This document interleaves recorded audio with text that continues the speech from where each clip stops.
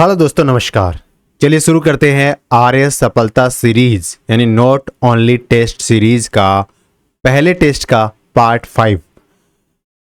अगर आपने अभी तक आर्य सफलता सीरीज में एनरोल नहीं किया है, अपनी आरएस प्री एग्जाम में संभावनाओं को सफलता की संभावनाओं का अधिकतम करने के लिए अभी हमारे एप्लीकेशन मुलान एकेडमी पे जाइए और एनरोल कीजिए Arya Safalta series not only test series में।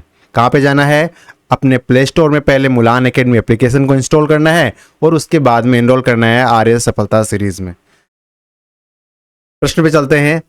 अलाउद्दीन के शासनकाल में निम्न 4 महत्वपूर्ण मंत्रियों में कौन सा सुमेलित नहीं है? महत्वपूर्ण मंत्री थे और किस मंत्री को किस नाम से जाना जाता था, इनमें से कौन सा सुमेलित नहीं है, ये आइडेंटिफाई करना है। दीवान ए वजारत या वजीर, वो वित्त विभाग का प्रमुख होता था, हेड होता था। उसके बाद में दीवान आरिज या आरिज ममालिक सैन्य विभाग का मंत्री होता था। दीवान इंसा शाही आदेश तैयार करना और पत्र व्यवहार और लेखा जोखा रखने का मंत्री होता था। या इनमें से कोई भी नहीं है जो सुमेलित नहीं है, यानी ये तीनों ही सुमेलित है। तो इसका आंसर होगा ऑप्शन बी, यानी तीनों ही सुमेलित है। तो देखो, जो अलाउद्दीन खिलजी था उसके शासनकाल में 4 महत्वपूर्ण मंत्री थे। इसके अलावा भी उन्होंने, जैसे कैबिनेट मिनिस्टर होते उस प्रकार, बाद में जो राज्य मंत्री होते उस प्रकार से मंत्रियों की नियुक्ति उसने उस समय अपनी शासन व्यवस्था को बनाने के लिए, चलाने के लिए की थी। सबसे पहले सबसे जो प्रमुख विभाग क्या होता है? वित्त विभाग होगा। और उसको किस नाम से जानते थे? दीवान ए वजारत। किस नाम से? दीवान ए वजारत के नाम से जानते थे। तो दीवान ए वजारत का संबंध या वजीर का संबंध किससे था? फाइनेंस से था, वित्त से था। ठीक है। दीवान आरिज, आरिज का संबंध किससे है? तो आरिज का संबंध है सैन्य विभाग का मंत्री, यानी रक्षा मिनिस्टर, रक्षा मंत्री होता है ना, वो था दीवान ए आरिज। ठीक है। इसके बाद में दीवान ए इंसा, जो इंसा से संबंधित मंत्री था वो शाही आदेश को लिखना, पत्र व्यवहार करना, यानी अकाउंटेंट का कार्य जो होता था, अकाउंटेंसी का, यानी जो सीएजी वर्तमान में का मतलब लेखाकार जो कार्य करता है ना, वो कार्य करता था दीवान ए इंसा। ठीक है। इसके अलावा दीवान रसालत, रसालत क्या करता था? ये फॉरेन मिनिस्ट्री। रसालत का संबंध किससे है? विदेश मंत्रालय से, पड़ोसी राज्यों से संबंध स्थापित करना, विदेशी मामलात का मंत्री, यानी एक तरीके से कह सकते हैं फॉरेन मिनिस्टर है, वो दीवान रसालत के नाम से जाना जाता था। तो देखते एक बार फिर से। वजीर वित्त विभाग, आरिज हो गया फाइनेंस डिफेंस मिनिस्टर, उसके बाद दीवान इंसा हो गया अकाउंट डिपार्टमेंट, उसके बाद दीवान रसालत हो गया क्या? Foreign minister. अच्छा, क्या जुडिशरी थी? बिल्कुल थी। लेकिन जुडिशरी में जो अंतिम, जैसे सुप्रीम कोर्ट के पास हम आवेदन करते हैं उस प्रकार अंतिम आवेदन कहाँ किया जा सकता है? उस समय अलाउद्दीन खिलजी के समय तो जो सुल्तान था, यानी अलाउद्दीन खिलजी के पास एप्लीकेशन जाती थी सबसे ज़्यादा, सबसे लास्ट में अपील, और वो कर देता था, वो ही फाइनल होता था। इसने जो अलाउद्दीन खिलजी था वो काफ़ी प्रभावपूर्ण एक तरीके से कह सकते शासक था। कैसे? क्योंकि उसने एक तो पुलिस डिपार्टमेंट काफ़ी पुख्ता किया और गुप्तचर डिपार्टमेंट भी काफ़ी पुख्ता किया। और पुलिस विभाग का जो हेड होता था उसे किस नाम से जाना गया? कोतवाल। तो कोतवाल कौन था? तो जो पुलिस डिपार्टमेंट है उसका हेड होता था, उसे किस नाम से जाना गया? कोतवाल के नाम से। और गुप्तचर विभाग का जो मुख्य अधिकारी, उसे किस नाम से जाना गया? बरीद ए ममालिक के नाम से। तो कोतवाल का संबंध किससे है? ये पुलिस डिपार्टमेंट का हेड, और बरीद ए ममालिक यानी ये जो गुप्तचर विभाग है ना, क्या कहते हैं, स्पाई। स्पाई को कंट्रोल कौन करता था? बरीद ए ममालिक कंट्रोल करता था। और बर्नी के अनुसार, बर्नी एक जो लेखक हुआ है बहुत ही महत्वपूर्ण उस समय का, उसने अलाउद्दीन खिलजी के अंदर अलाउद्दीन खिलजी का जो साम्राज्य था या राज्य था उसके अंदर 11 स्टेट माने, 11 प्रांत माने। और प्रत्येक प्रांत का एक हेड होता था। जैसे वर्तमान में जैसे अपना प्यारा भारत हो गया, अलग अलग प्रांत है और हर प्रांत का एक हेड, जनता का चुनाव अभी तो, लेकिन उस समय जो हेड होता था उसे हम क्या कहते थे? प्रांतपति को कहते थे बली या मुक्ता। तो आप प्रश्न आए कि बली और मुक्ता का संबंध किससे है, तो हमारा उत्तर क्या होगा? अलाउद्दीन खिलजी के समकालिक जो शासन व्यवस्था थी उसमें जो प्रांत बांटे हुए थे, स्टेट बांटे हुए थे, उसका जो हेड होता था उसे किस नाम से जाना गया? बली या मुक्ता के नाम से जाना गया। ठीक है, आगे चलते हैं। निम्न में से किस मुगल कालीन इमारत में पित्रा दुरा का पहली बार प्रयोग किया गया? जो पित्रादुरा टेक्निक थी, इसका प्रयोग कौन सी इमारत में किया गया? बुलंद दरवाज़ा, इत्मादुद्दौला का मकबरा, हुमायूं का मकबरा या पंचमहल? तो देखो इसका आंसर होगा मुगल कालीन इमारत जिसमें पित्रादुरा का उपयोग किया गया, टेक्निक का उपयोग किया गया, वो था इत्मादुद्दौला का मकबरा। तो कुछ इस प्रकार दिखता है इत्मादुद्दौला का मकबरा। अब इत्मादुद्दौला का जो मकबरा, उसके बारे में जो महत्वपूर्ण बातें हैं वो जान लेते हैं।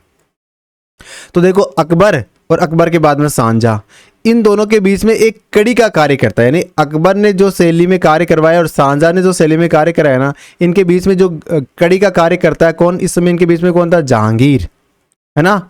तो जहांगीर की वाइफ थी नूरजहां, और नूरजहां को किस नाम से जानते हैं? मेहरुनिशा।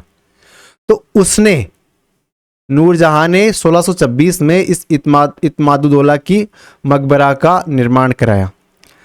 और जो मिर्जा गयास बेग की ये पुत्री थी, नूरजहां थी, किसकी पुत्री थी? मिर्जा गयास बेग कह दो चाहे इत्मादुद्दौला कह दो। और इसी के लिए जो अपने पिता के नाम पे मकबरा उसने बनवाया था। कहाँ पे? आगरा के अंदर जो यमुना नदी है उसके किनारे सफ़ेद संगमरमर का इसमें उपयोग किया गया है। ये वाइट संगमरमर है।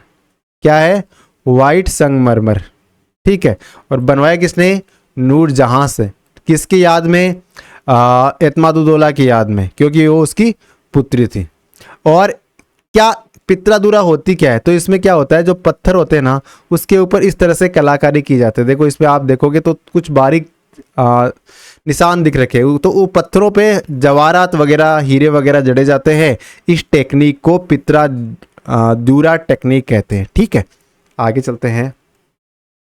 वारकरी संप्रदाय, इसके प्रवर्तक कौन थे? रामदास, नामदेव, हित हरिवंश या श्रीचंद? तो इसका आंसर होगा नामदेव जी महाराज है, उन्होंने वारकरी संप्रदाय का प्रवर्तन किया था, प्रवर्तक थे। अब किस समय के थे, मतलब इनका कालखंड क्या माने? तो देखो जब जिस समय रामानंद के शिष्य थे ना, उन्हीं के समकालीन ये माने गए हैं। इनका जन्म है, जो नामदेव जी, इनका जन्म किस में हुआ था? एक दर्जी परिवार में हुआ है, ठीक है। और ये बताया जाता है कि अपने प्रारंभिक जीवन में नामदेव जी डाकू थे। तो ये बातें तो पूछेंगे नहीं, लेकिन चूंकि नामदेव जी के बारे में हमें एक इमेज क्रिएट करनी है, तो उसके बारे में हमें 2-4 बातें पता होगी तो हम नामदेव जी को कनेक्ट कर पाएंगे। और उनको कनेक्ट करने से बाद में किसे कनेक्ट कर लेंगे? इनके बारे में जो महत्वपूर्ण फैक्ट है। तो वारकरी संप्रदाय इसकी स्थापना नामदेव जी ने की थी। अच्छा, नामदेव जी है, उनके कुछ गीत है ना, वो गुरु ग्रंथ साहिब जो सिखों का पवित्र ग्रंथ है, हम सब के लिए पवित्र ग्रंथ है, उसके अंदर उनकी जो बातें थी, सीखें थी, वो इसमें समाहित की गई है। और नामदेव जी ने जो धर्म के बाह्य आडंबर थे, दिखावा था, उसको खत्म करने का लिए लोगों को जागरूक किया। और जो सामाजिक कुरीतियां डेवलप हो गई थी, तो नामदेव जी महाराज ने कहा कि ये जो नेगेटिव चीज़ें हैं जो धर्म में उत्पन्न हो गई, इनको ख़त्म करो और इस अच्छे धर्म को बचाए रखो। इस प्रकार का उन्होंने प्रयास किया। आगे चलते हैं। निम्नलिखित में से भारत सरकार अधिनियम 1919 के बारे में असत्य कथन को चिन्हित करना है। यानी भारत सरकार अधिनियम 1919 और इसके बारे में कुछ बातें दी गई है, इनमें बताना है कि कौन सी बात है वो गलत है। तो पहला कथन है कि भारत सरकार अधिनियम 1919 में लागू हुआ, ये कथन बिल्कुल सही है, ठीक है। इसके बाद में दूसरा कथन है, ये अधिनियम मार्लियामेंटो सुधार अधिनियम के नाम से जाना जाता है। देखिए ये कथन है ना, ये सही नहीं है, क्योंकि जो भारत सरकार अधिनियम 1919 है, ये मार्लियामेंटो सुधार अधिनियम के नाम से नहीं जाना जाता, बल्कि मॉन्टेग्यू चेम्सफोर्ड सुधार अधिनियम के नाम से जाना जाता है। जो 1909 वाला अधिनियम है ना, वो जाना जाता है मार्लियामेंटो सुधार अधिनियम के नाम से। और उस समय मॉन्टेग्यू थे, वो भारत के राज्य सचिव थे, और चेम्सफोर्ड थे, वो भारत के वायसराय थे। और इस अधिनियम में केंद्रीय और प्रांतीय विषयों को अलग अलग कर दिया। यानी जिस प्रकार अभी कहते हैं ना संघ सूची के, राज्य सूची के, समवर्ती सूची के विषय, तो उस समय में 1919 के अधिनियम के माध्यम से ही केंद्र सरकार के कुछ विषय अलग कर दिए, राज्य सरकार के विषय अलग कर दिए, ठीक है। तो ये कथन भी हमारा सत्य है। तो हमारा असत्य कथन कौन सा हो जाता है? बी हो जाता है। और हमें असत्य कथन पूछा तो हमारा आंसर क्या हो जाएगा? ऑप्शन बी हमारा आंसर हो जाएगा। अब हम 1919 के अधिनियम के बारे में कुछ बातें देख लेते हैं। तो देखो पहले प्रांतीय व्यवस्था में क्या क्या परिवर्तन हुआ। तो प्रांतीय व्यवस्था में द्वैध शासन प्रणाली की शुरुआत की गई, ठीक है। किसकी शुरुआत की गई? द्वैध शासन प्रणाली की शुरुआत 1919 मॉन्टेग्यू चेम्सफोर्ड सुधार अधिनियम के माध्यम से की गई, ठीक है साहब। इसके बाद में प्रांतीय कार्यपालिका में उत्तरदायी सरकार की स्थापना की शुरुआत की गई। प्रांतीय कार्यपालिका की बात कर रहे हैं और कहीं ना कहीं उत्तरदायी सरकार की बात की गई प्रांतीय सरकार में। और जो प्रांत था, जो उसकी कार्यकारिणी, उसको दो भागों में बांटा क्योंकि द्वैत शासन की स्थापना शासन शुरुआत की गई।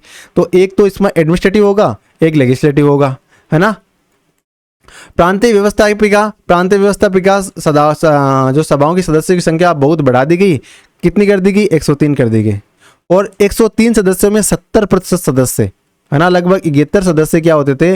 वो निर्वाचित होते थे। ठीक है। तो अगर प्रश्न बने कि 1919 के मोंटेग्यू चेम्सफोर्ड सुधार अधिनियम के माध्यम से प्रांतीय व्यवस्थापिकाओं की सदस्य संख्या लगभग कितनी कर दी? तो 103 कर दी थी। अब केंद्रीय व्यवस्था में कुछ परिवर्तन किए गए 1919 के अधिनियम के द्वारा। तो देखो, उत्तरदायी सरकार की तो कोई बात ही छोड़ दो, है ना, क्योंकि कंपनी है नहीं, जो ब्रिटिश गवर्नमेंट है, ब्रिटिशर्स है, वो भारत पे अपनी लगाम को ढीली नहीं करना चाहते थे। तो उन्होंने केंद्र में तो उत्तरदायी सरकार की कोई बात नहीं करी, उत्तरदायी ही रखा। और केंद्रीय कार्यपालिका में गवर्नर जनरल मुख्य कार्यपालिका अधिकारी था, ये पहले की बात है। और सभी विषयों को दो भागों में बांट दिया है, यानी कुछ विषय केंद्र के कर दिए, कुछ प्रांतों के कर दिए। और केंद्र में देखो, प्रांत के अंदर क्या किया गया? द्वैध शासन, यानी दो व्यवस्था बनाई गई अलग अलग। ठीक है। लेकिन केंद्र में क्या किया गया? 2 सदन, विधानसभा थी ना, उसके 2 सदन बनाए गए। तो प्रांतों के लिए तो द्वैध शासन और केंद्र के लिए 2 सदन। कौन से सुधार अधिनियम के माध्यम से? तो 1919 के सुधार अधिनियम। तो 1919 के सुधार अधिनियम कब लागू है? तो 1921 में लागू हुए। कब लागू हुए? 1921 के अंदर ये लागू हुए थे। अगले प्रश्न पे चलते हैं। राष्ट्रीय स्वतंत्रता संग्राम के निम्न आंदोलन का सही कालानुक्रम कौन सा है? हमारा राष्ट्रीय स्वतंत्रता संग्राम है ना, उसके अंदर महत्वपूर्ण घटनाएं हैं। इन्हें हमें कालक्रम के अनुसार, क्रोनोलॉजी के अनुसार इन्हें सेट करना है। ठीक है भाई साहब। तो इसका क्या उत्तर है? इसका उत्तर है ऑप्शन बी। यानी सबसे पहले हुआ था चंपारण। और चंपारण कब हुआ था? चंपारण हुआ था 1917 में।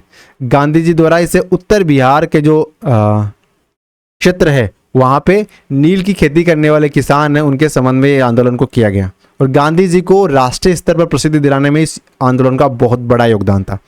उसके बाद में असहयोग आंदोलन, तो ये अगस्त 1920 में गांधी जी द्वारा नागपुर अधिवेशन में इसकी शुरुआत की गई। तो असहयोग आंदोलन 1920, महीना कौन सा? अगस्त का। और आंदोलन कौन सा? असहयोग। ठीक है, क्लियर है। और कौन से अधिवेशन में? नागपुर अधिवेशन में। ये बात क्लियर हो गई। अब इसके बाद में सविनय अवज्ञा आंदोलन। तो सविनय अवज्ञा आंदोलन है वो 1930 में। महीना कौन सा था? फरवरी। हल्की हल्की ठंड थी उस समय। साबरमती आश्रम से गांधी जी द्वारा इसकी शुरुआत की गई।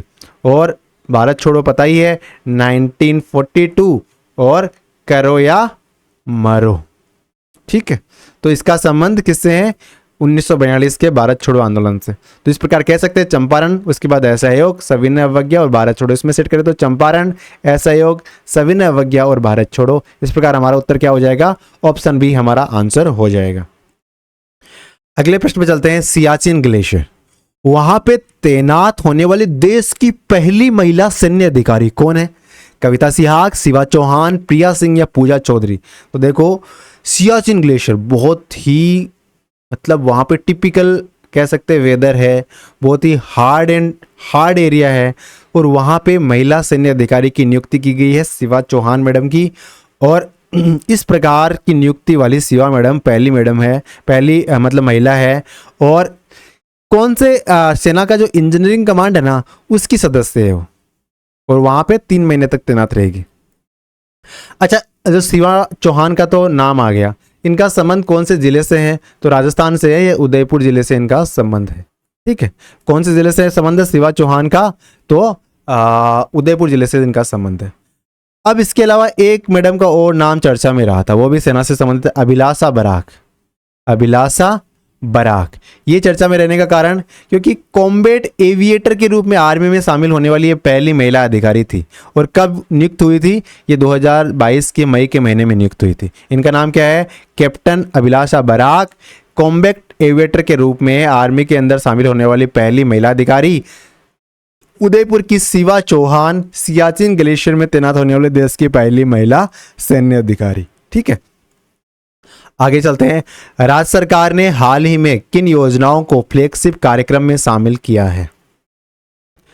यानी राजस्थान सरकार ने क्या किया है, कुछ योजनाओं को फ्लैगशिप योजनाओं में डाला है। पहले से फ्लैगशिप योजनाएं संचालित थी, अब कुछ और योजनाओं को डाल दिया। आपको बताना है कि इनमें से कौन सी है, नहीं है उसको हटा देना है। पहले मुख्यमंत्री बाल गोपाल योजना, दूसरी निःशुल्क यूनिफॉर्म योजना, तीसरी सीएम अनुप्रति योजना, चौथी राजीव गांधी स्कॉलरशिप और एकेडमिक एक्सीलेंस योजना, और पांचवी है पर्यटन को उद्योग का दर्जा। तो इसका आंसर होगा ऑप्शन बी, 1 2 3 4 5। यानी ये पांचों ही योजनाएं हैं वो किस में शामिल की गई है? ये राजस्थान सरकार की फ्लैगशिप योजनाओं में शामिल की गई है। अच्छा, ये 5 योजनाएं फ्लैगशिप में शामिल हो गई। मैंने कहा पहले से भी थी, ठीक, पहले 28 थी, अब 5 और ऐड कर दी तो कितनी हो गई? 33 योजनाएं। यानी 33 योजनाएं फ्लैगशिप योजनाएं हो गई है। अगर इसके बाद में कुछ ऐड होता है तो आगे वाले पेपर में हम इसके बारे में स्पष्टीकरण बेहतर तरीके से दे देंगे। अब फ्लैगशिप योजनाएं स्पेशल क्यों है? कार्यक्रम तो सरकार सभी बनाती है, अगर वो फ्लैगशिप नहीं हो तो फ्लैगशिप में ऐसा क्या है? तो देखो, जो फ्लैगशिप योजना होती है ना, उसकी जिला स्तर पर हर सप्ताह मॉनिटरिंग होती है। इसका मतलब क्या है? सरकार का इन पे एक्स्ट्रा ध्यान है। और मुख्यमंत्री साहब और मुख्य सचिव सीएस साहब दोनों है ना, वो लगातार इन योजनाओं के फीडबैक लेते रहते हैं। तो इसका मतलब सरकार का कंसंट्रेशन इन योजनाओं पे थोड़ा ज्यादा है। और एक इनकी संख्या कितनी है? 33 है। और हाल ही में 5 योजनाएं, मुख्यमंत्री बाल गोपाल योजना, निःशुल्क यूनिफॉर्म योजना, सीएम अनुप्रति योजना, Rajiv Gandhi excellence for academic excellence और पर्यटन को उद्योग का दर्जा, इन 5 योजनाओं को और शामिल किया गया है फ्लैगशिप कार्यक्रम के अंतर्गत। आगे चलते हैं। प्रधानमंत्री मोदी ने 16वें सिविल सेवा दिवस के अवसर पर लोक प्रशासन में उत्कृष्टता के लिए प्रधानमंत्री पुरस्कार 2022 दिया। किसे दिया? नीति आयोग को, स्वास्थ्य मंत्रालय को, राष्ट्रीय राजमार्ग प्राधिकरण को या मौद्रिक नीति समिति को? तो देखो, मोदी साहब ने 16वां सिविल सेवा दिवस था, उस अवसर पर लोक प्रशासन में उत्कृष्टता के लिए जो प्रधानमंत्री पुरस्कार दिया जाता है वो दिया है स्वास्थ्य मंत्रालय को। क्योंकि कोरोना काल में और कोरोना काल के बाद जब उतनी असुविधाएं हो रही थी, जितनी समस्याएं थी, उनको कंट्रोल करने का कार्य स्वास्थ्य मंत्रालय ने किया दिया था। तो 2022 का प्रधानमंत्री पुरस्कार इनको दिया गया। और वर्तमान में बताओ, केंद्रीय स्वास्थ्य और परिवार कल्याण मंत्री कौन है? तो डॉक्टर मनसुख मांडविया जी है। वो है कौन है? स्वास्थ्य और परिवार कल्याण मंत्री है, केंद्रीय स्वास्थ्य और परिवार कल्याण मंत्री। ठीक है, आगे चलते हैं। विजडन क्रिकेटर आल्मनेक ने 2023 के संस्करण में क्रिकेटर ऑफ द ईयर में नामित होने वाली पहली भारतीय महिला खिलाड़ी।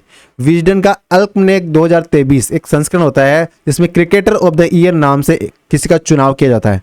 वो कोई भारतीय बनी इस बार, विजडन की बात कर रहे हैं। विजडन मैगजीन की या विजनेट क्रिकेट एसोसिएशन की क्रिकेटर ऑफ द ईयर कौन बनी है? तो ये बनी है हरमनप्रीत कौर, जो भारतीय क्रिकेट टीम की कप्तान है, मुंबई इंडियंस टीम की कप्तान है। वो क्रिकेटर ऑफ द ईयर के नाम से नामित की गई है। यह इस प्रकार का अवार्ड पाने वाली पहली महिला खिलाड़ी है, पहली भारतीय महिला खिलाड़ी है, सॉरी।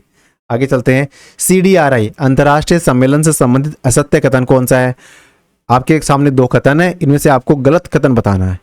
भारत के प्रधानमंत्री ने एक वीडियो संदेश के माध्यम से आपदा प्रतिरोधी बुनियादी ढांचे के लिए गठबंधन CDRI के 5वें अंतर्राष्ट्रीय सम्मेलन 2023 को संबोधित किया। ये कथन सही है। दूसरा कथन है, प्रधानमंत्री ने इस वर्ष की theme delivering resilient and inclusive infrastructure, theme क्या है 2023 की? Delivering resilient and inclusive infrastructure, इसके माध्यम से आपदा से निपटने के लिए जो बुनियादी ढांचे की चर्चा के लिए कुछ प्राथमिकताओं को रेखांकित किया। अब कथन कौन सा गलत है? तो देखो, ये दोनों ही कथन सही है। इसका मतलब कोई भी कथन असत्य नहीं है, तो इनमें से कोई नहीं हमारा आंसर हो जाएगा।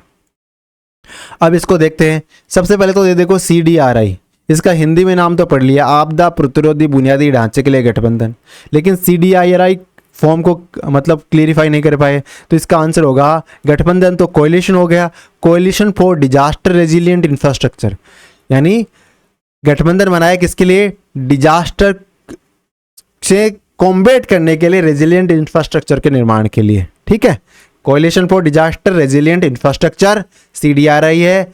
इसका जो 5वां सम्मेलन हुआ 2023 को मोदी साहब ने संबोधित किया। और इस बार की थीम रखी delivering resilient and inclusive infrastructure. क्या थीम रखी है? Delivering resilient and inclusive infrastructure. क्या थीम रखी है? Delivering resilient and inclusive infrastructure theme रखी गई है coalition for disaster resilient infrastructure के 5वें अंतर्राष्ट्रीय सम्मेलन की। कब गठित किया गया? तो ये 2019 में इसकी स्थापना करी गई और न्यूयॉर्क के अंदर ये संयुक्त राष्ट्र जलवायु कार्यक्रम हो रहा था, उसी समय इसकी स्थापना की गई थी। इसमें भारत ने बहुत बड़ा योगदान दिया था। एक तो देखो, भारत ने जो अंतर्राष्ट्रीय सौर गठबंधन है, इंटरनेशनल सोलर अलायंस है, इसके अंदर और सीडीआरआई, ये वैश्विक इंस्टीट्यूशन है जिसको बनाने में भारत का बहुत बड़ा योगदान है। ठीक है, तो इस प्रकार हमें याद रखना है सीडीआरआई बनाने में, आईएसए यानी इंटरनेशनल सोलर अलायंस बनाने में भारत ने बड़ी भूमिका निभाई है वैश्विक स्तर पर। और इस बार की थीम रखी गई है delivering resilient and inclusive infrastructure, और मोदी साहब ने इसको वीडियो संदेश के माध्यम से संबोधित किया था। ठीक है, आगे चलते हैं। जयपुर, उसके कौन से रेलवे स्टेशन को सैटेलाइट रेलवे स्टेशन के रूप में विकसित किया गया? जयपुर का एक रेलवे स्टेशन है, उसे सैटेलाइट रेलवे स्टेशन के रूप में विकसित किया जा रहा है। कौन सा है? तो देखो, जो खातीपुरा रेलवे स्टेशन है ना, उसे सैटेलाइट रेलवे स्टेशन बनाया जा रहा है। क्यों? क्योंकि जयपुर जंक्शन है ना, जयपुर का सिटी का जो मेन जंक्शन, वो काफ़ी यात्री दबाव झेल रहा है, यानी वहाँ पे जो फुटफॉल है वो बहुत ज़्यादा हो रखा है, रस बहुत ज़्यादा हो जाता है। अब उसके इस रस को कम करने के लिए, प्रेशर को कम करने के लिए एक सैटेलाइट रेलवे स्टेशन बनाया जा रहा है, वो है खातीपुरा रेलवे स्टेशन। आगे चलते हैं। भारतीय उद्योगपति जिन्हें ब्रांड गार्जियन इंडेक्स 2023 में विश्व में दूसरा स्थान मिला है, यानी एक इंडेक्स निकाला जाता है विश्व स्तर पर, ब्रांड गार्जियनशिप इंडेक्स 2023। इसमें एक भारतीय, उनको पूरी दुनिया में दूसरा स्थान मिला है। कौन है वो? रतन टाटा, मुकेश अंबानी, अजीम प्रेमजी या गौतम अडानी? तो इसका आंसर है मुकेश अंबानी साहब है। इनको ब्रांड गार्जियनशिप इंडेक्स 2023 में दूसरा स्थान दिया गया। ठीक है, तो इस प्रकार ये भारत में इनको पहला स्थान मिला, दुनिया में दूसरा स्थान मिला है। पहला स्थान किसे मिला है? तो एनवीडिया के सीईओ है जेनसेन हुआंग। क्या नाम है? Jensen Huang. इनको पहला स्थान मिला है। दूसरा अनिल अंबानी को मिला है, नहीं, मुकेश अंबानी को मिला है। सॉरी, अनिल का नाम बोल दिया मैंने गलती से। पिछले साल टॉप पे कौन थे? तो सत्य नडेला है ना, एचसीएल के, वो पहले स्थान पे थे, इस बार वो तीसरे स्थान पे है। ठीक है, तो ब्रांड गार्जियनशिप इंडेक्स 2023 में पूरी दुनिया में दूसरा स्थान मुकेश अंबानी, पहला स्थान जेनसेन हुआंग। एनवीडिया के सीईओ है जेनसेन हुआंग साहब। इंदिरा गांधी राष्ट्रीय निःशक्त पेंशन योजना केंद्र सरकार द्वारा कब प्रारंभ की गई? इंदिरा गांधी राष्ट्रीय निःशक्त पेंशन योजना है ना, वो कब शुरू की गई? तो देखो, इंदिरा गांधी राष्ट्रीय निःशक्त पेंशन योजना है, वो 24 नवंबर 2009 को शुरू की गई। कब की गई? तो इंदिरा गांधी जी के नाम से 24 नवंबर 2009 को राष्ट्रीय निःशक्त पेंशन योजना शुरू की गई थी। अब देखो, इसके अंदर क्या क्या मिलता है। जो 18 से 55 उम्र की आयु की महिला है, उनको 750 रुपये मिलते हैं। 18 से 55, ठीक है। 18 से 58 साल के पुरुष है, उनको 750 मिलते हैं। 55 से 75 की महिला है, उनको 1000। 58 से 75 के जो पुरुष है, उनको 1000। 75 से अधिक होने पर 1250, चाहे महिला हो चाहे पुरुष हो। और अगर कोई व्यक्ति कुष्ठ रोग से ग्रसित है तो उसको 1500 रुपये हर महीने मिलेंगे। आयु 18 से अधिक होनी चाहिए बस। ठीक है, तो इस प्रकार 18 से अधिक 55 तक 750। अब देखो, राज्य सरकार ने क्या किया है कि कोई भी पेंशन 1000 रुपये से कम तो मिलेगी नहीं। तो राज्य सरकार की जितनी भी योजना है वो 1000 रुपये से कम पेंशन उनको नहीं मिलेगी। जनवरी 2023 में जारी संयुक्त राष्ट्र की वैश्विक रिपोर्ट आर्थिक और स्थिति की संभावनाएं 2023, इसमें भारत की जीडीपी यानी ग्रॉस डोमेस्टिक प्रोडक्ट की कितनी अनुमानित की गई है? अब देखो, रिपोर्ट कब की है? 2023 की। और इन संस्थाओं की क्या विशेषता होती है? ये संस्थाएं अपनी रिपोर्ट में मॉडिफिकेशन करती रहती है समय के साथ साथ। तो आपको जनवरी वाले डेटा को तो कतई याद नहीं रखना है कि कितना परसेंट है। इस हिसाब से तो 5.8% है, ठीक है। लेकिन अब एक बड़ी बात क्या है कि वैश्विक आर्थिक स्थिति और संभावनाएं, ये रिपोर्ट कौन जारी करता है? तो संयुक्त राष्ट्र। कौन जारी करता है? यूनाइटेड नेशन, यूएन जारी करता है। और इसमें 5.8%, पिछले साल ये 6.4% की अनुमानित की गई थी, इस बार 5.8% यानी कम रखी गई है। लेकिन इसमें क्या कहा गया है कि वैश्विक हालात और भी बुरे हैं। 2022 में 3% रखा गया था जीडीपी अनुमान पूरी दुनिया की 3% से ग्रो करेगी, लेकिन इस बार कहा गया कि 1.9 से ही ग्रो करेगी पूरी दुनिया, मात्र 2% से भी कम ग्रो करने की बात कर रही है। लेकिन आपको जो सबसे महत्वपूर्ण फैक्ट इससे निकल के आ रहा है वो हमें ध्यान रखना है कि वैश्विक आर्थिक स्थिति और संभावनाएं 2023 नाम से जो रिपोर्ट होती है वो कौन जारी करता है, वो यूनाइटेड नेशन जारी करता है। ठीक है, आगे चलते हैं। जनवरी 2023 में संयुक्त राष्ट्र महासभा ने भारत द्वारा सह प्रायोजित किस संकल्प को अपनाया, यानी यूनाइटेड नेशन जनरल असेंबली है ना, उन्होंने भारत ने कुछ संकल्प को बताया था तो उसको अपना लिया है। कौन सा है? लोकतंत्र के नियमों में बदलाव, लोकतंत्र के लिए शिक्षा, शिक्षा में परिवर्तन, इनमें से कोई नहीं।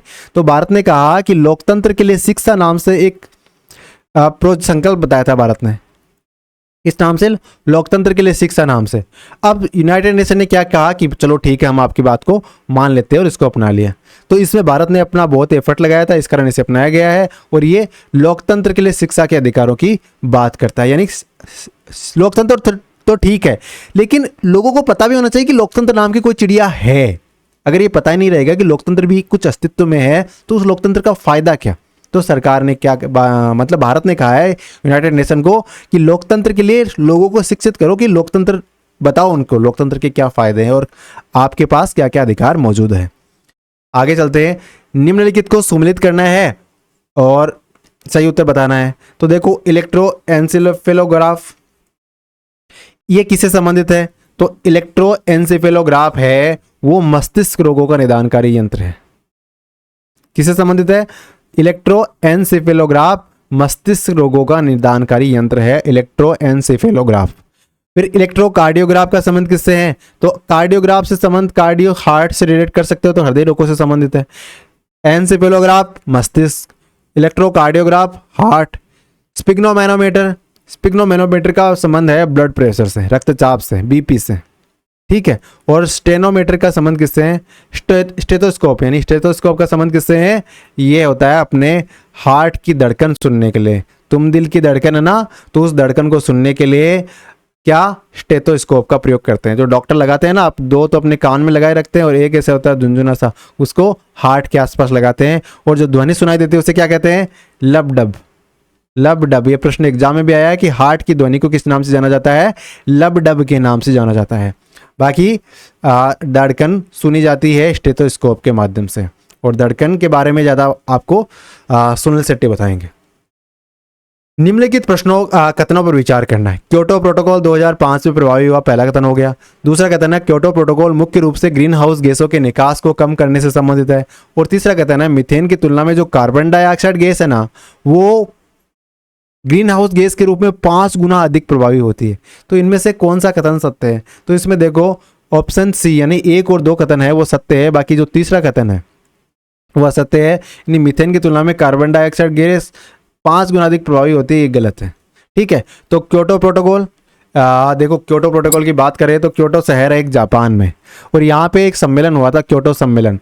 वो कब हुआ? 1997 का दिसंबर के महीने में हुआ। ठीक है, तो क्योटो प्रोटोकॉल, क्योटो सम्मेलन क्या निकल के आ रहा है? दिसंबर 1997। एक बात क्लियर हो गई। अब इस बात में क्या, इस सम्मेलन में पर्यावरण के बारे में चर्चा की गई थी, ग्रीन हाउस गैसों के बारे में। तो इसे ग्रीन हाउस सम्मेलन भी कहते हैं, पर्यावरण सम्मेलन भी कहते हैं, और क्योटो प्रोटोकॉल भी कहते हैं। इसमें टोटल 159 देशों ने पार्टिसिपेशन लिया। कितने ने? 159 देशों ने हिस्सा लिया इसके अंदर। और भारत ने इसको अपनाया बिल्कुल कब? 2002 में। अब इस सम्मेलन में क्या हुआ? 6 ग्रीन हाउस गैसों को आइडेंटिफाई किया गया, जिसमें एक तो अपनी CO2 थी, एक थी मीथेन, एक थी हाइड्रोक्लोरोकार्बन, एक नाइट्रस ऑक्साइड, एक क्लोरोफ्लोरोकार्बन, एक सल्फर हेक्सा क्लोराइड। कौन कौन सी थी? कार्बन डाइऑक्साइड और methane, hydrochlorocarbon, nitrous oxide, chlorofluorocarbon, CFC कहते हैं जिसे हम, और सल्फर हेक्सा क्लोराइड। अब इन्होंने क्या कहा कि 2008 से 12 की अवधि में, 2008 से 2012 तक की अवधि है ना, उस अवधि में 1990 में जो स्थिति थी ग्रीन हाउस गैसों की, उस स्थिति से 5% तक कमी लाएंगे हम, ये कहा उस सम्मेलन में। अब ये 5% कमी कैसे लाएंगे? तो जो बोले यूरोपीय संघ है ना, ये अपनी 8% कम उत्सर्जित करेगा। जो अमेरिका है वो 7% ग्रीन हाउस गैसों को कम उत्सर्जित करेगा और जापान 6% ग्रीन हाउस गैसों की कम उत्सर्जित करेगा। ये बात उस सम्मेलन में की गई। लेकिन हमें जो मोटा मोटी चीज़ ध्यान रखनी है, क्योटो सम्मेलन जापान में 1997 दिसंबर के महीने में, और इसमें 6 ग्रीन हाउस गैसों को आइडेंटिफाई किया गया, जिसमें carbon dioxide, methane, hydrochlorocarbon, nitrous oxide, chlorofluorocarbon और सल्फर हेक्साक्लोराइड। ये हो गया, ठीक है। आगे चलते हैं। ताल पारिस्थितिकी तंत्र, इसकी स्थिरता किस पे निर्भर करती है? तो देखो, सूक्ष्मजीवों और मछलियों पर, सूक्ष्मजीवों और प्राणी लोगों पर, मछलियों और सरीसृपों और उत्पादक उपभोक्ताओं पर। तो चाहे ताल पारिस्थितिकी तंत्र हो या कोई सा भी पारिस्थितिकी तंत्र हो, कितना स्थिर रहेगा ये उत्पादक और उपभोक्ताओं पे निर्भर करता है। कोई सा भी हो, ताल हो चाहे कोई सा भी हो। तो किसी भी पारिस्थितिकी तंत्र में 3 चीजें बहुत महत्वपूर्ण होती हैं। क्या क्या? इसमें होता है एक तो उत्पादक, एक उपभोक्ता, एक अपघटक, और ये डिसाइड करते हैं कोई पारिस्थितिकी तंत्र कितना स्थिर रहेगा और कितना स्थिर रहेगा। उत्पादक, उपभोक्ता और अपघटक। तो इस प्रकार हमारा प्रश्न का उत्तर क्या हो गया? ताल पारिस्थितिकी तंत्र की स्थिरता निर्भर करती है उत्पादक और उपभोक्ताओं पर, ठीक है। आगे चलते हैं। संरचनाओं के कौन से युग्म प्राय पादप और जंतु दोनों कोशिकाओं में पाए जाते हैं? यानी कौन से जो युग्म है इनमें से जो जंतु कोशिका में पाए जाएंगे और पादप कोशिका में? तो देखो, इसमें से उत्तर होगा अंतर्द्रवी जालिका और कोशिका कला। अंतर्द्रवी जालिका और कोशिका कला है ना, ये पादप कोशिका में पाए जाएंगे और जंतु कोशिका में पाए जाएंगे, ठीक है। अब आप प्रश्न के आगे देख लेते हैं डिटेल में। पौधों में विकसित त्रिस्तरीय कोशिका भित्ति पाई जाती है। पौधों में 3 स्तरीय कोशिका भित्ति पाई जाती है, और जंतु कोशिका में कोशिका भित्ति पाई ही नहीं जाती। तो पहला तो एलिमिनेट हो गया कि कोशिका भित्ति नहीं पाई जाएगी, है ना। जंतुओं में पर्णहरित नहीं होता, क्लोरोप्लास्ट कहते हैं ना, सेम क्लोरोप्लास्ट नहीं होता, तो ये प्रश्न भी एलिमिनेट हो गया। और अंतर्द्रवी जालिका और कोशिका कला दोनों में पाई जाती है। तो अंतर्द्रवी जालिका और कोशिका कला दोनों में पाई जाती है, क्योंकि कोशिका भित्ति नहीं पाई जाता, तो ये भी एलिमिनेट हो गया। तो इस प्रकार हमारा उत्तर क्या निकल के आया? अंतर्द्रव्य जालिका और कोशिका कला एक पादप कोशिका में और जंतु कोशिका में दोनों में पाई जाती है। कोशिका भित्ति मात्र पादपों में पाई जाती है, वो भी 3 स्तर की, जबकि जंतुओं में नहीं पाई जाती। जंतुओं में क्लोरोप्लास्ट में नहीं पाया जाता, पर्णहरित में नहीं पाया जाता। तो इस प्रकार इसका उत्तर क्या हो गया? अंतर्द्रव्य जालिका और कोशिका कला। अंतर्द्रव्य जालिका और कोशिका कला, एक बार फिर से, अंतर्द्रव्य जालिका और कोशिका कला ये पादप और जंतु दोनों कोशिकाओं में पाई जाती है। आगे चलते हैं। निम्नलिखित कथनों में से कौन सा कथन आनुवांशिक रूप से रूपांतरित फसलों के लिए सत्य नहीं है? आनुवांशिक रूप से रूपांतरित फसलें यानी जिन फसलों में हमने अपने मतलब कृत्रिम तौर पे परिवर्तन कर लिया है, तो उसके संबंध में कौन सा सही नहीं है? आनुवांशिक रूपांतरण फसलों को अजैविक तनावों के प्रति अधिक संवेदनशील बनाएंगे, सहनशील बनाएंगे, तो बिल्कुल बनाएंगे। देखो, अगर हम किसी चीज़ को मॉडिफाई कर रहे हैं तो हम अपने फायदे के अनुसार करेंगे। तो आनुवांशिक रूपांतरण फसलों को अजैविक तनावों के प्रति अधिक सहनशील बनाएंगे, अधिक टॉलरेंट बनाएंगे। क्या होते हैं अजैविक तनाव? जैसे सर्दी, गर्मी, वर्षा, ये हो गई ना। अब ज़्यादा सर्दी पड़ गई, इसके बावजूद भी वो फसलें टिक जाएगी, क्योंकि हमने उनको पहले ही सहिष्णु मतलब टॉलरेंट बना दिया है कि थोड़ा सा नेगेटिव पॉजिटिव होता है तो भी वो सहन कर जाएगी। अब आनुवांशिक रूपांतरण खनिज उपयोग की क्षमता को कम करते हैं। अगर हम कोई चीज़ बना रहे हैं वो नेगेटिव क्यों बनाएंगे? हम खनिज उपयोग की क्षमता को कम क्यों करेंगे? तो इस प्रकार ये कथन हमारा गलत हो गया, बाकी सारे कथन हमारे सत्य होंगे। अजैव प्रतिबलों के प्रति अधिक सहिष्णु बनाएंगे, ठीक है।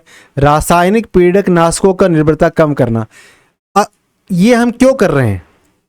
फसलों को जेनेटिकली मॉडिफाई क्यों कर रहे हैं? इसलिए कर रहे हैं कि ताकि जो रासायनिक हम उर्वरक बहुत ज़्यादा मात्रा में डाल रहे हैं उनकी उतनी आवश्यकता पड़े ही नहीं। हम माइक्रो लेवल पे जाके उसमें इतना परिवर्तन कर दें कि उसको जो आवश्यक चीज़ें हैं वो ही उसको प्राप्त हो। तो ये रासायनिक पीड़क जो नाशक उन पर निर्भरता, यानी रासायनिक पदार्थ पे उन पर उर्वरकों की निर्भरता कम करना, ये हो गया। इसके बाद में कटाई पश्चात होने वाले नुकसानों को कम करने में सहायक, और पौधों द्वारा खनिज उपयोग क्षमता में वृद्धि, ये इसका उद्देश्य, इसका नेगेटिव है। और खाद्य पदार्थों में पोषण स्तर में वृद्धि, जैसे क्या कहते हैं, बीटी कपास हो गया, एक कौन सा वो सफेद गोल्डन राइस हो गया, ये क्या है? ये पोषण स्तर में वृद्धि करके जेनेटिकली मॉडिफाई किया गया उनको, उसके बाद ही तो हुए ना। तो ये इसका परम उद्देश्य है, इसका जेनेटिकली मॉडिफाइड फसलों का। आगे चलते हैं। निम्नलिखित में से कौन सा कथन प्राणियों में स्तंभ कोशिकाओं के प्रत्यारोपण के संदर्भ में असत्य है। किस बारे में बात कर रहे हैं? स्तंभ कोशिकाओं का प्रत्यारोपण किसमें? प्राणियों में।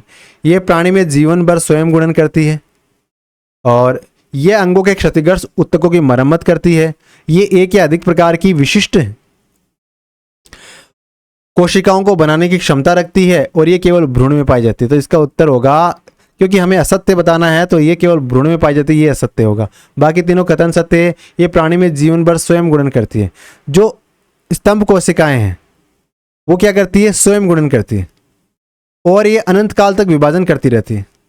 यानी अगर एक कोशिका होगी फिर वो एक से अपने आप को दूसरी बना लेगी, दूसरी से दो, ये दूसरी दो और बना लेगी, ये और बना लेगी। तो इस प्रकार ये गुणन करती जाती है। गुणन करने से क्या होगा? जो कोई अंग क्षतिग्रस्त होगा तो वहां पे वो वापस सही हो जाएगा। और कई प्रकार की विशिष्ट कोशिकाओं को बनाने की एक क्षमता भी रखती है। तो इस प्रकार ये सारे ही कथन सत्य हैं। आगे चलते हैं। कृषि में नैनो प्रौद्योगिकी के संदर्भ में निम्नलिखित में से कौन सा कथन सही है? हम बात कर रहे हैं नैनो टेक्नोलॉजी की, है ना, यानी माइक्रो लेवल पे जाके, माइक्रो से भी नीचे नैनो लेवल की बात करें तो 1 से 100 नैनोमीटर तक का जो एरिया होता है ना वो नैनो टेक्नोलॉजी में आता है, समाहित होता है। ठीक है, तो उसमें क्या हम नैनो छोटे टुकड़े करके उस चीज को समझते हैं, किसी भी चीज को, और फिर वहां पे उस निम्नतम स्तर पे मॉडिफिकेशन करके उस बड़े वृक्ष पे परिवर्तन करते हैं।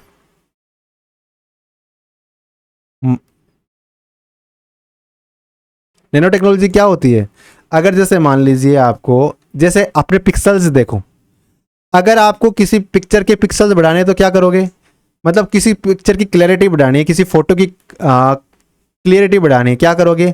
उस फोटो पे जूम करोगे या फिर उसको मतलब फिल्टर करोगे, साफ करोगे, ये ऊपरी लेवल की बात है। लेकिन आप नीचे जाके उन छोटे छोटे पिक्सल्स पे काम करोगे ना, तो फिर वो पूरी फोटो का जो निखार आएगा वो एक अलग ही उच्च स्तर का होगा। तो नैनो टेक्नोलॉजी में यही किया जाता है कि छोटे एकदम नैनो लेवल पे जाके उसमें परिवर्तन किया जाता है और फिर वो परिवर्तन मास लेवल पे अफेक्ट करता है। तो ये उपयोग कृषि में भी हो रहा है, बिल्कुल हो रहा है। तो नैनो यौगिकों के संश्लेषण, नैनो कणों का उपयोग मत्स्य पालन संबंधी कार्यों में किया जा सकता है, बिल्कुल किया जा सकता है। कैसे किया जा सकता है? जैसे मान लीजिए हमने इसको समझा, मत्स्य पालन को समझा, और हमने जैसे मान लो मछलियां हैं, अब उनकी साइज को बढ़ाना है। अब हम उस लेवल पे जाएं ताकि मछलियों हम पता लगा सके कि मछलियों की साइज बढ़ाने के लिए कौन कौन से कारक जिम्मेदार है, माइक्रो लेवल पे जाएं। अब हम किसी भी चीज़ से वो माइक्रो न्यूट्रिएंट्स, माइक्रो लेवल चीज़ें निकालें और मछलियों को वही चीज़ें डालें जो उनको आवश्यक है। तो इससे क्या होगा? उन पे पॉजिटिव इफेक्ट ज़्यादा होगा, है ना।